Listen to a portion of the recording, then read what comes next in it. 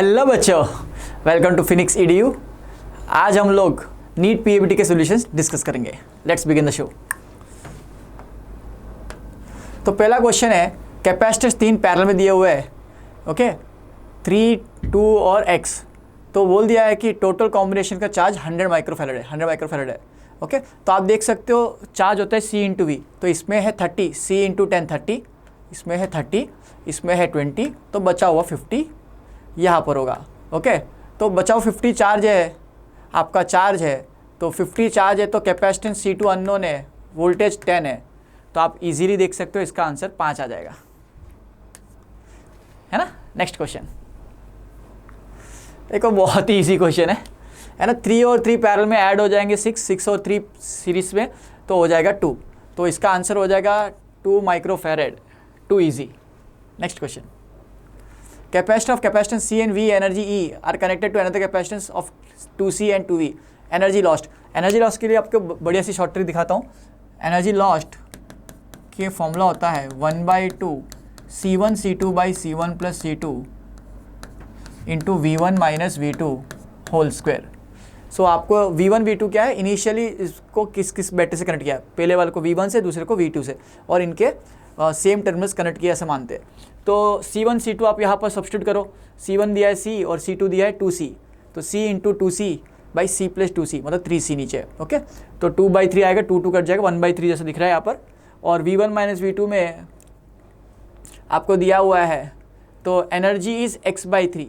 तो पहले energy E थी, पहले एनर्जी कितनी थी 1/2 CV² थी, है ना।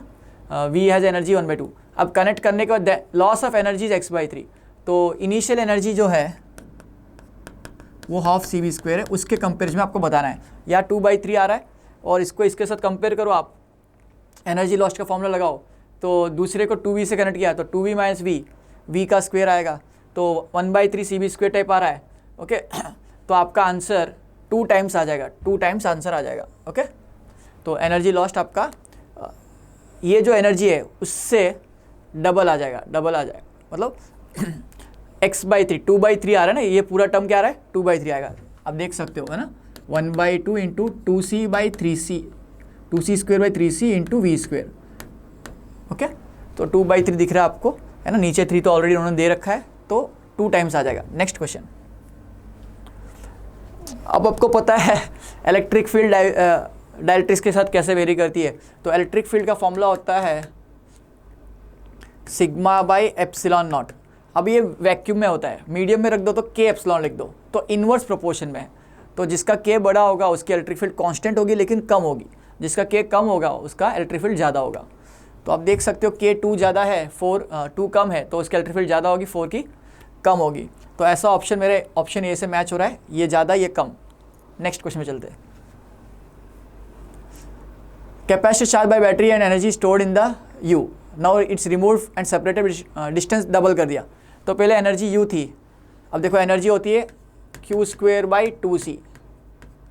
अभी U फाइनल जो हो जाएगा वो Q, चार्ज चेंज नहीं होगा बिकॉज बैटरी कनेक्टेड नहीं है, तो चार्ज सेम रहेगा।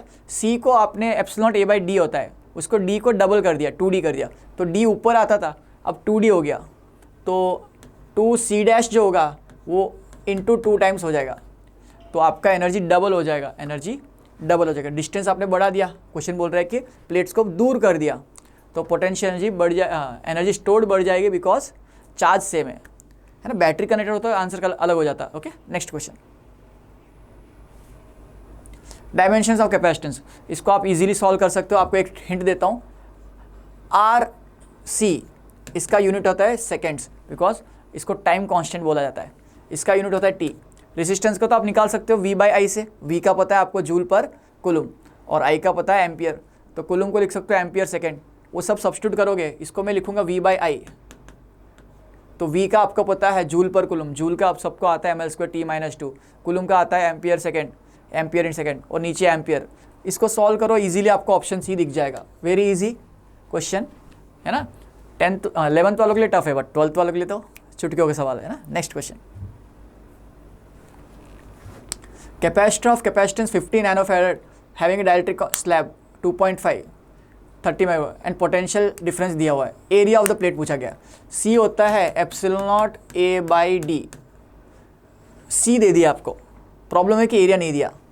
डी दिया है क्या, डी देने के लिए हिंट दिया है, वोल्टेज दिया हुआ है और डाइलेक्ट्रिक स्ट्रेंथ दिया हुआ है, मतलब इलेक्ट्रिक फील्ड दी हुई है। इलेक्ट्रिक फील्ड को डाइलेक्ट्रिक स्ट्रेंथ बोलते हैं। ओके, तो ई का फॉर्मूला होता है वी बाई डी, यहाँ से डी निकाल सकते हो, डी को लिख सकते हो वी बाई ई।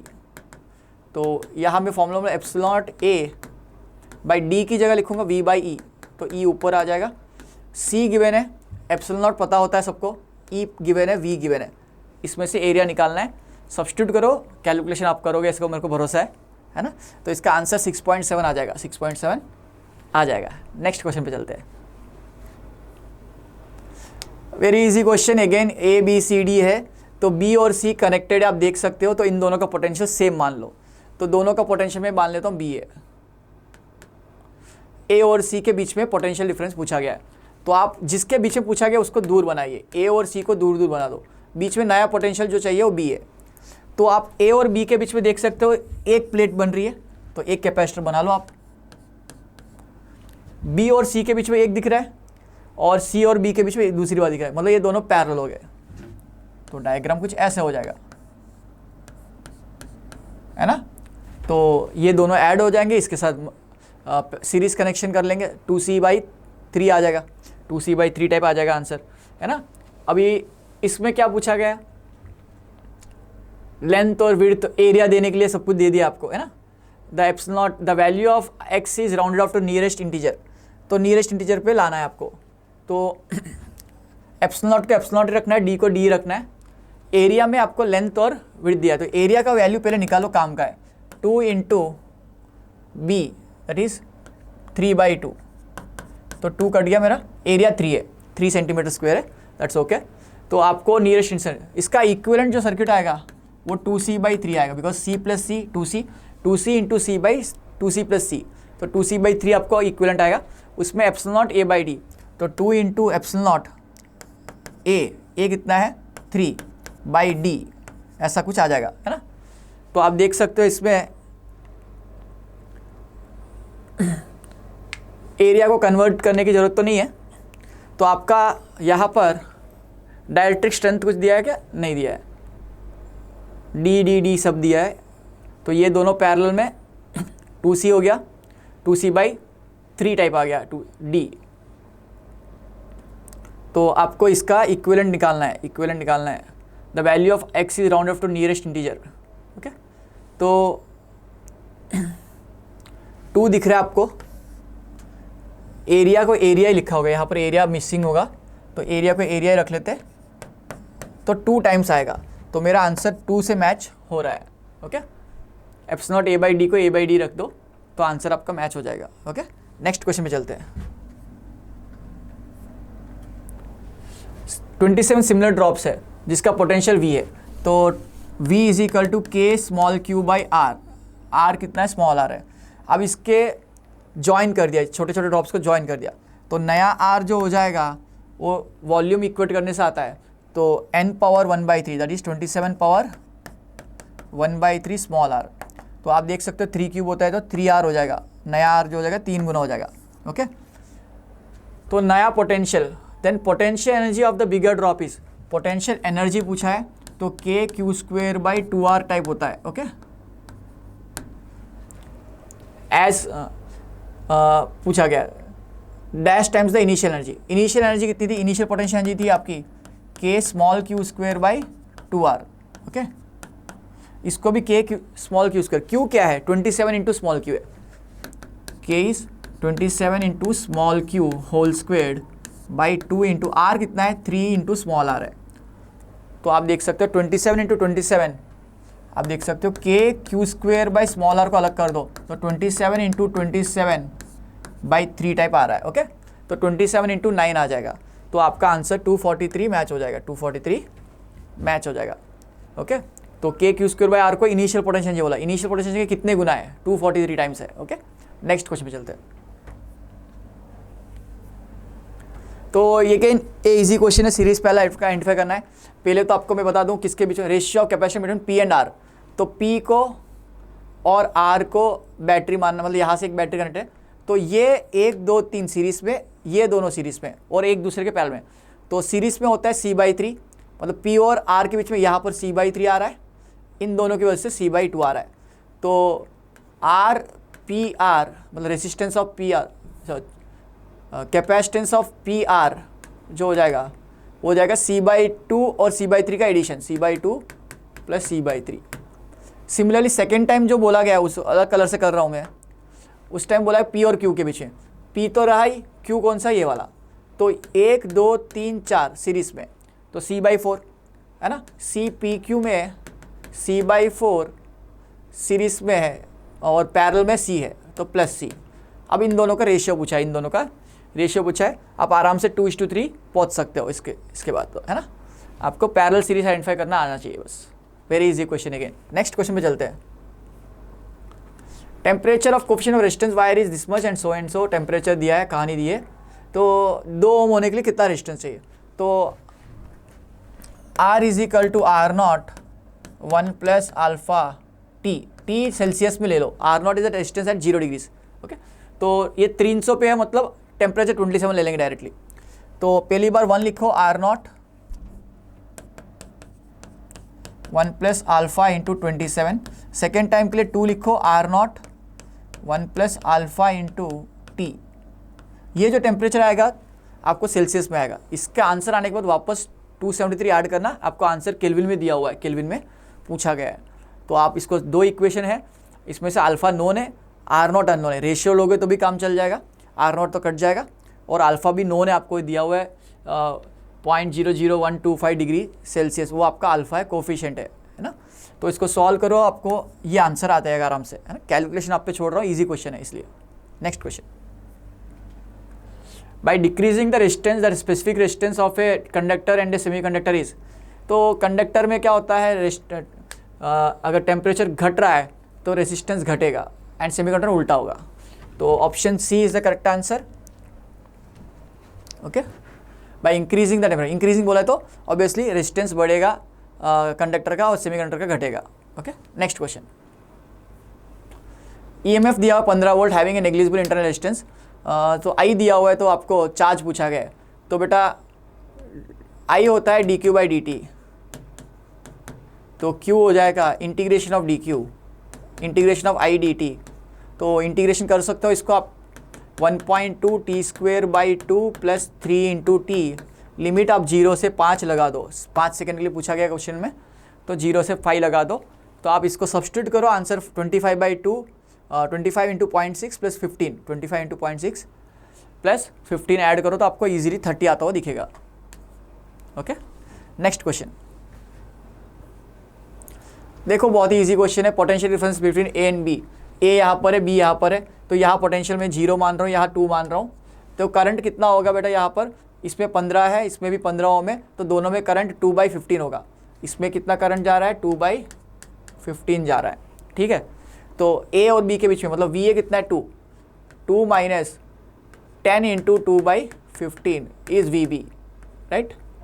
तो ये वी है, आपको मतलब ही नहीं है इससे, वी ए माइनस इतना, तो V A minus V B कितना हो गया, 20/15 हो जाएगा, मतलब 4/3 हो जाएगा। सो नेक्स्ट क्वेश्चन पे चलते हैं। अगेन है इनफाइनाइट सीरीज का क्वेश्चन है। इसको सॉल्व करने के लिए आप क्या करोगे, इसको अब 1000 बार सॉल्व करूँ या 999 टाइम सॉल्व करूँ, एक ही बात होती है। तो आप यहाँ पर रेजिस्टेंस को मान लोगे x, इफेक्टिव रेजिस्टेंस। इन सब का इफेक्टिव रेजिस्टेंस x है, तो इसका भी x है। ओके, तो आप देख सकते हो ये दोनों पैरेलल में और इन दोनों के साथ सीरीज में, तो 2x/2 plus x, okay, plus 4 must be equal to x। अब इसमें क्वाड्रेटिक बनेगा, सॉल्व करोगे तो क्वाड्रेटिक बड़ा सा इक्वेशन बनेगा, उसका सॉल्व करोगे आंसर जो आएगा वो ना 4 आएगा, 4 से ज़्यादा आएगा, 12 से कम आएगा। कैलकुलेशन में छोड़ रहा हूँ आपके ऊपर, है ना। 2x plus 4 times 2 plus x equal to x into 2 plus x। अब ये क्वाड्रेटिक आपको डेफिनेटली ब्रैकेट एक्सपेंड करना तो आता ही है ना। एक्सपेंड करो, सॉल्व करो, तो आप कैलकुलेशन करके देखना, ये 12 से कम आएगा बट 4 से ज़्यादा आएगा।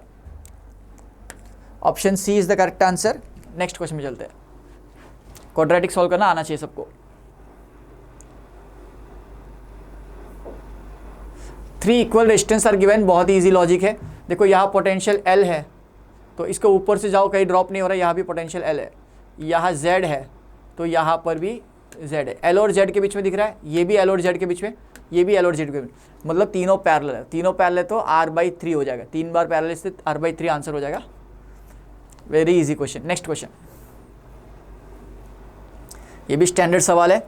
आप देख सकते हो ये दोनों पैरेलल में, 10 और 10 5, 5 और 10 15, 15 और 10 पैरेलल में, 15 इंटू 10 बाई सम 25, तो 5 5 जार 5, 3 जार, ये 6 ओम्स आ जाएगा। 6 और 10 सीरीज में, तो 16 is parallel to R by 16 plus R plus 10 करोगे तो आपको आंसर दे रहा है 18। इफेक्टिव रेजिस्टेंस पूरा 18 है, तो बेटा 10 सेपरेट कर लो, 8 है। तो ये 8 आने के लिए 16 के साथ क्या पैरेलल में लूँ तो 8 आ जाए, सेम नंबर लेने से आधा आता है ना। तो ये R की वैल्यू भी 16 होनी चाहिए, R की वैल्यू भी 16 होनी चाहिए। Again a easy question. Okay, next question पे चलते हैं। Find the equivalent resistance of across AB। अब AB यहाँ पर है तो आप देख सकते हो ये दोनों तो सेम पॉइंट्स है, मतलब यहाँ का और यहाँ का पोटेंशियल सेम है, यहाँ का पोटेंशियल, मतलब ये दोनों 2 पैरेलल में, ये दोनों 2 पैरेलल में, और ये दोनों एक दूसरे के सीरीज में आएंगे। तो ये 2 और 2 कितना हो गया 1, 2 और 2 1 हो गया, 1 + 1 2 हो गया, 2 और 2 अगेन पैरेलल में आ जाएंगे। तो आपको डायग्राम में ऐसा दिखेगा, ये 2 ये 2 फाइनली अक्रॉस AB। तो 2 और 2 पैरेलल में वापस आंसर आ जाएगा 1। नेक्स्ट क्वेश्चन में चलते हैं। देखो यहाँ पर E = I/R है, यहाँ बोल रहा है अलग same battery, both circuits same battery but current through I in the second current is 1/10। तो यहाँ रेजिस्टेंस जो है, करंट जो है 1/10 जा रहा है। आपने R2 कनेक्ट किया, R2 की वैल्यू कुछ दी होगी आपको। अब R इज 11 ओम्स, यहाँ पर ये 11 ओम्स है। ओके, अच्छा क्वेश्चन है, ध्यान से देखना। ओके, तो यहाँ पर I को आप लिख सकते हो E/R, ठीक है। तो यहाँ पर भी सेम करंट आ रहा है, बट आपने पैरेलल में कुछ करंट किया तो करंट I/10 यहाँ गया, तो यहाँ पर 9I/10 गया होगा। तो आप सोच सकते हो करंट का रेशियो जो होगा उसका उल्टा रेशियो रेजिस्टेंस का होगा। अगर यहाँ 11 है तो 11 से 9 गुना करंट ज़्यादा जा रहा है, तो 11 से 9 गुना कम रेजिस्टेंस होगा। तो इसका मैं रेजिस्टेंस लिखूँ 11/9। लॉजिक सोचो, यहाँ 1/10 करंट जा रहा है तो 9/10 यहाँ जा रहा है, मतलब 9 टाइम्स ज़्यादा करंट जा रहा है, मतलब 9 टाइम्स रेजिस्टेंस कम है। ये लॉजिक पहला क्लियर है। अब इन दोनों का effective resistance plus R1 must give you the same current E/R, है ना। तो R1 की वैल्यू पूछी गई है, तो 11/9 इंटू 11/11/9 प्लस 11, इन दोनों का parallel value plus R1 must be giving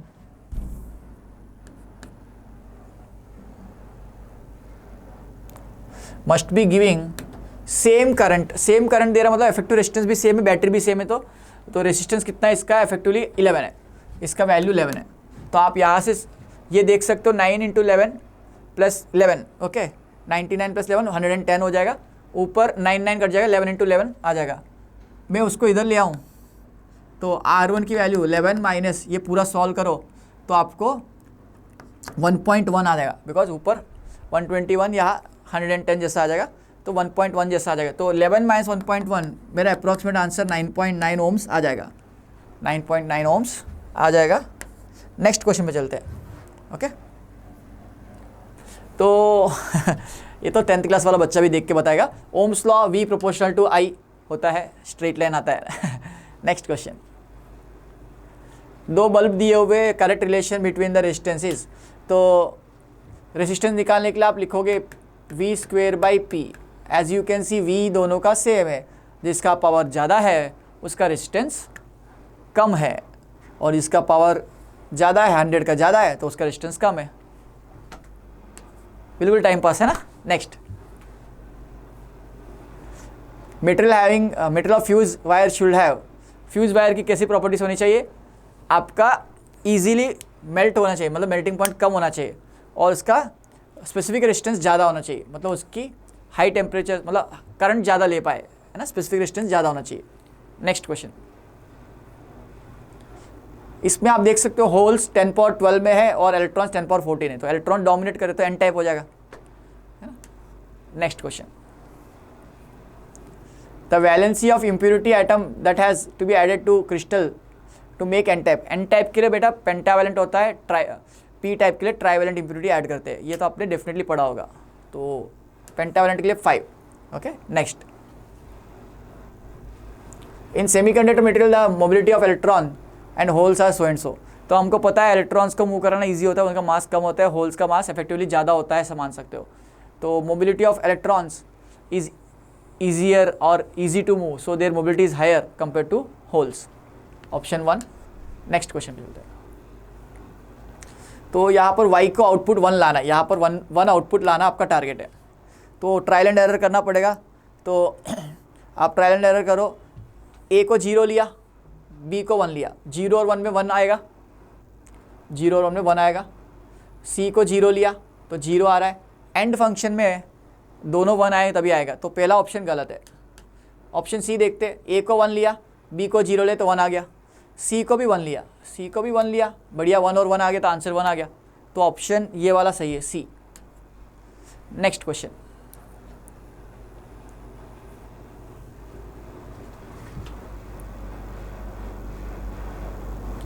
which of the logic gate represented the following combination. तो ये a को नॉट हो रहा है तो ये a बार हो जाएगा, पहली बात। तो ये b बार हो जाएगा, तो a बार और b बार होल बार। तो डी मॉर्गन लॉ अप्लाई कीजिए, remove the sign, remove the line and change the sign. तो a बार इसको तोड़ दो, break the line, change the sign, b bar double bar, a double bar a हो जाएगा, b double बार b हो जाएगा, a dot b मतलब and function हो जाएगा। तो एंड फंक्शन मेरा ऑप्शन सी में मैच हो रहा है। नेक्स्ट क्वेश्चन में चल जाते हैं। Electrical circuit use it to get smooth DC output from rectifier is. तो इसको हम लोग फिल्टर सर्किट बोलते हैं, कैपेसिटर रखते हैं हम लोग जनरली। कैपेसिटर रखने से वो एसी को अलाउ करता है, डीसी को बाहर पास कर देता है, तो हमको डीसी आउटपुट मिलेगा। चलो, वोल्टेज देखो, यहाँ 4 वोल्ट लिखा हुआ है, यहाँ 1 वोल्ट है, तो पोटेंशियल डिफरेंस हो गया 3 वोल्ट का और रेजिस्टेंस है 300। तो करंट निकालने को पूछा गया है। कितना इजी क्वेश्चन है, 10⁻² एम्पियर्स आ जाएगा। Next question, which of this are forward bias. देख लेते हैं कौन सा फॉरवर्ड है। देखो यहाँ 5 है, यहाँ 0 है और ये नेगेटिव टर्मिनल है, तो ये तो रिवर्स हो गया, तो इसको आंसर में नहीं आना चाहिए। यहाँ 5 है, यहाँ 10 है, 10 ज़्यादा है तो फॉरवर्ड आ गया। यहाँ -10 है, यहाँ 0 है, -10 तो गलत हो जाएगा, तो ये रिवर्स हो जाएगा। ये यहाँ पर -5 है, -12 है, तो -5 बड़ा नंबर है, तो ये फॉरवर्ड ही हो गया।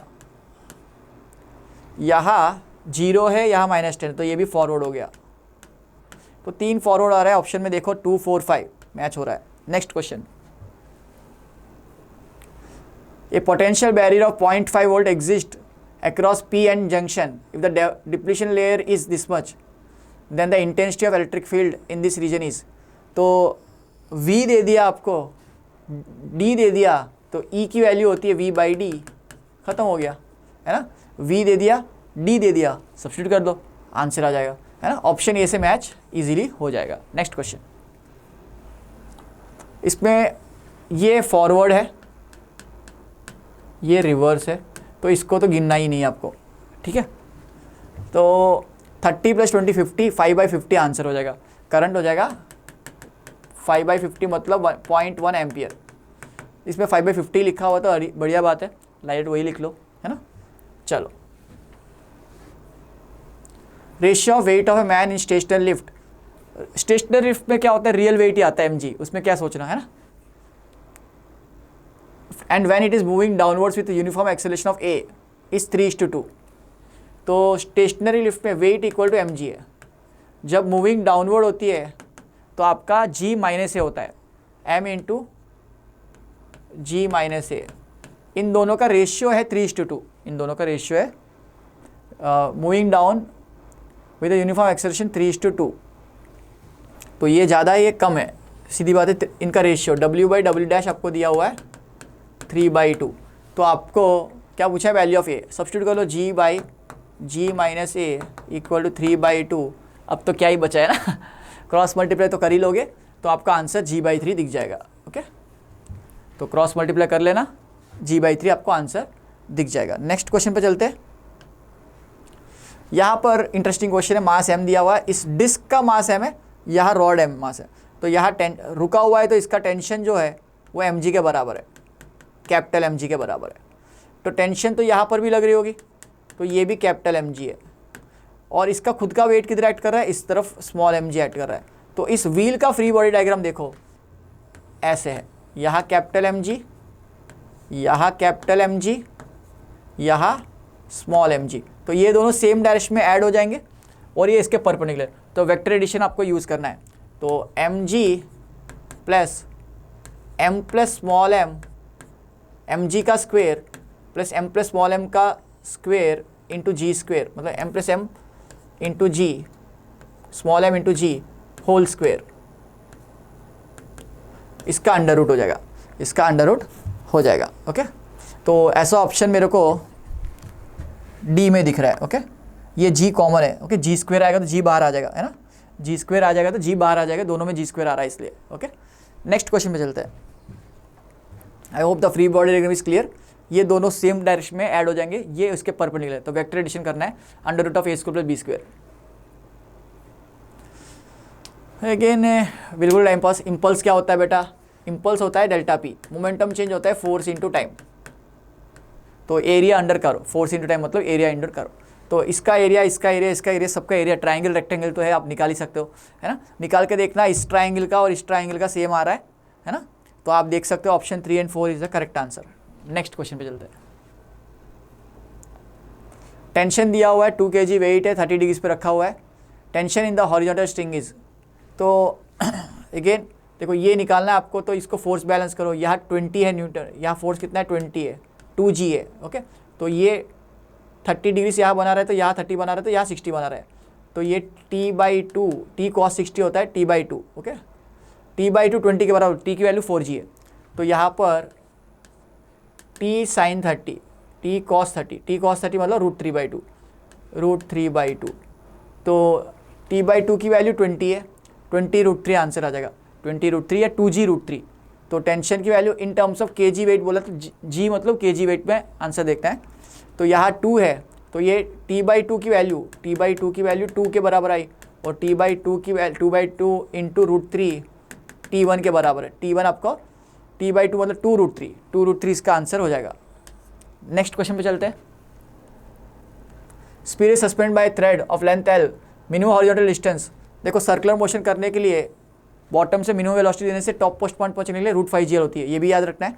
अब ये टॉप मोस्ट पॉइंट पहुंचाना नहीं चाहता है, वो यहाँ तक ही पहुंचाना चाहता है, तो यहाँ तक पहुंचाने के लिए वेलोसिटी की जरूरत जो होती है यहाँ पर, वो होती है √2gl।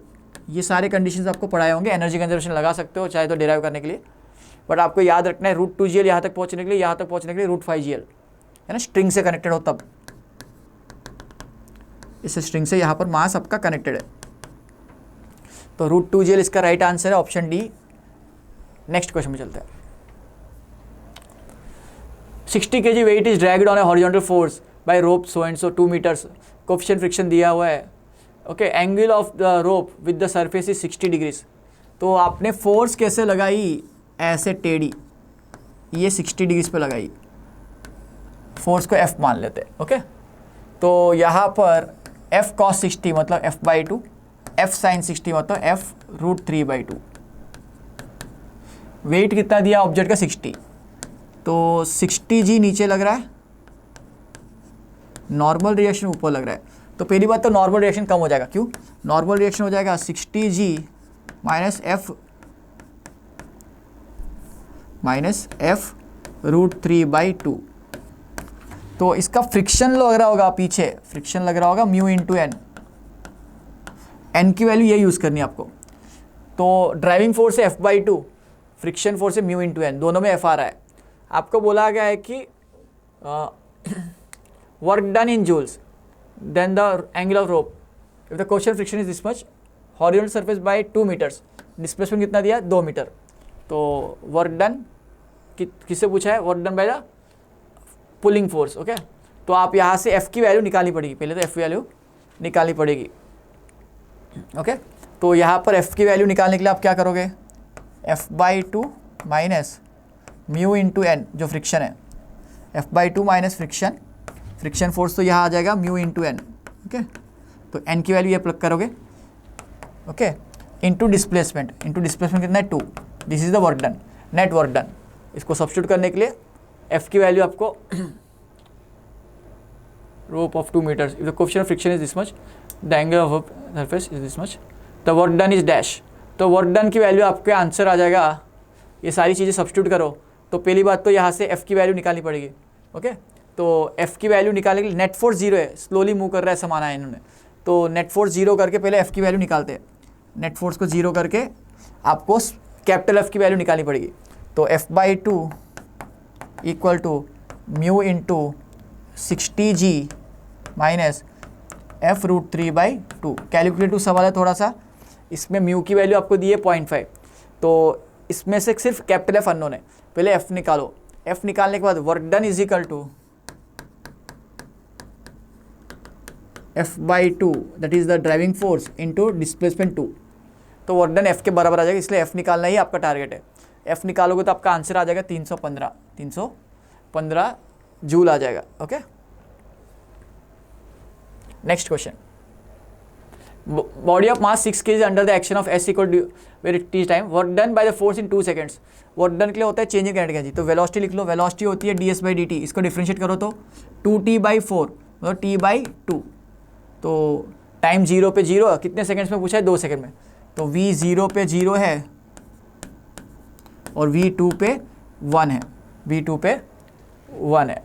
तो मास कितना है, अब 1/2 m v2 square minus v1 square v0 square, ये आपका वर्क डन हो जाएगा चेंज इन काइनेटिक एनर्जी।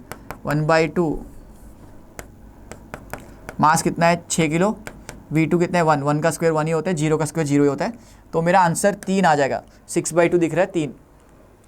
तो नेक्स्ट क्वेश्चन पे चलते हैं। 50 kg man with 20 kg load so and सो दिया है, तो ये ऊपर चढ़ रहा है तो टोटल अपना वजन तो उठा ही रहा है, उसके ऊपर सिर के ऊपर 20 किलो रखा है। तो total work done is mgh, m कितना है 50 + 20, 50 + 20 इंटू g कितना है 10 या 9.8 ले ले, बिकॉज इस पे आंसर राउंड ऑफ में नहीं दिख रहे। 3500 आता, अगर 70 × 10 करता तो 700, और आपका डिस्प्लेसमेंट कितना है 20 स्टेप्स का है, 20 × 0.25, ओके, 20 × 0.25। आप चाहे तो 10 ले लो, बाद में राउंड ऑफ कर देना। तो इनको मल्टीप्लाई कर दो आप, ये 1/4 500 हो गया, तो 500 × 7 3500 आता, 3500 आता अगर 10 लेते तो 9.8 है, तो थोड़ा कम आता। तो थोड़ा कम वाला ऑप्शन मेरे को 3430 दिख रहा है, ओके। वो 9.8 से एग्जैक्ट आंसर आएगा आपको। Next question, 50 gram of copper is heated to increase the temperature by 10 degrees. 10 degrees temperature बढ़ता है कॉपर का। If the same quantity of heat is given to 10 grams of water, तो heat same है, its temperature rise will be. Copper का coefficient, इसका coefficient दे दिया है ना, वाटर का तो पता है 40-200। तो 50 grams of copper, specific heat 420 है उसका, टेम्परेचर राइज कितना है उसका 10 है। सेम 10 ग्राम्स का पानी लिया, उसका कोफिशिएंट 4200 होता है, उसका टेम्परेचर चेंज पूछा गया है, उसका टेम्परेचर चेंज पूछा गया। तो 42 × 20 ये पूरा चला गया, तो मेरा डेल्टा टी 5 आ रहा है, डेल्टा टी 5 आ रहा है। तो 5 is the right answer. Very easy question again. Next question पे चलते हैं। Amount of heat required to raise the temperature of body by 1 degree Celsius is called. तो 1 डिग्री टेम्परेचर बढ़ाना है, पर यूनिट मास बोला होता तो स्पेसिफिक हीट हो जाता, तो यहाँ पर यूनिट मास नहीं बोला तो मास मल्टीप्लाई हुआ है, तो स्पेसिफिक हीट इंटू मास होता है हीट कैपेसिटी और थर्मल कैपेसिटी। नेक्स्ट, तो -10 से लेके 100 तक लेके जाना है, तो पहले स्टीम से आइस से 0 डिग्री पे लाना है, 0 से वाटर में कन्वर्ट करो, वाटर से वापस टेम्परेचर बढ़ाओ, देन अगेन फेस चेंज होगा। ऐसा डायग्राम मेरे को ऑप्शन ए में दिख रहा है, तो ये तो वेरी इजी क्वेश्चन में आता है। Next question, water falls from height of 500 meter, what is the rise in temperature of at the bottom when energy remains in water. तो बेटा mgh जो एनर्जी है उसको ms डेल्टा टी कर दो, तो mgh equal to ms delta t, mass की जरूरत नहीं, कट गया। g की वैल्यू 10, हाइट की वैल्यू 500, तो 5000 हो गया ये। स्पेसिफिक हीट ऑफ वाटर 4200 होता है, 2 0 कट गए। 50/42, 50/42 डेल्टा टी जो हो जाएगा बेटा 50/42, जो 1.1 जैसा आ रहा है ना, बिकॉज 42 1 1 है ना? तो 1.1 जैसा आंसर आएगा, मेरा ऑप्शन सी से मैच हो रहा है। तो आप देख सकते हो 500 मीटर मतलब आधा किलोमीटर ऊपर से गिरा था, 1 डिग्री टेम्परेचर बढ़ सकता है इसका। नेक्स्ट क्वेश्चन, फ्रिक्शन के कारण in experiment speed of aluminium mass is heated up to 150, immediately put in the water of volume 150 cc and kept in a calorimeter of water equivalent. Water equivalent दिया तो इसको, इसका मास और water का मास कितना है 150 सेंटीमीटर क्यूब दिया, मतलब लीटर में कितना हो जाएगा 0.15, तो 0.15 प्लस 25 किलोग्राम में आंसर आ जाएगा। Final temperature of the system is 40 degrees, the specific heat of aluminium is close to. तो एल्यूमिनियम का स्पेसिफिक हीट ढूंढना है, तो जो हीट लॉस्ट बाय एल्यूमिनियम कैसे लिखोगे, मास कितना है 0.2, specific heat of aluminium into temperature उसका कितना था 150 से 40 हो गया, 150 से 40 हो गया, तो 150 माइनस 40 इज इक्वल टू, है ना, इसका मास कितना है, वाटर का मास कितना है 0.025, तो कंटेनर का मास है, कंटेनर का वाटर इक्विवेलेंट मास है। इसके अलावा 150 सेंटीमीटर क्यूब, इसको लीटर में कैसे कन्वर्ट कर सकते हो आप 10 पावर 3 से मल्टीप्लाई करके, है ना, तो आपको लीटर्स में कन्वर्जन आ जाता है ना। 1 लीटर इज़ 1000 सेंटीमीटर क्यूब, तो 1 सेंटीमीटर क्यूब इज़ 1/1000 मतलब 0.15, तो वाटर का मास कितना हो जाएगा 0.15 प्लस 0.025 इंटू 4200, इसकी स्पेसिफिक हीट होती है 4200, आपको स्पेसिफिक हीट SI यूनिट्स में दिया है, तो इसको SI यूनिट्स में 4200 ले लो। और इसका टेम्परेचर कितना बढ़ गया, इनिशियली 27 था, अभी कितना हो गया 40, कैलकुलेटिव है, मतलब 40 माइनस 27 ये हो जाएगा 13, तो ये 110 इंटू 0.2, तो 2 चला गया, 22 into specific heat of aluminium is equal to ये 0.1525 0.175 हो जाएगा इंटू 4200 इंटू 13, तो इसको सॉल्व करोगे तो आपका आंसर 400 के आसपास आता हो जाएगा। तो ऑप्शन 434 जो कैलकुलेशन करोगे ढंग से तो 434 दिखेगा आपको। तो this brings us to the end of the solution. 4-5 question definitely calculative थे, but at least 35 to 40 question solvable थे। I hope you did well in this exam. Have a great day, bye bye.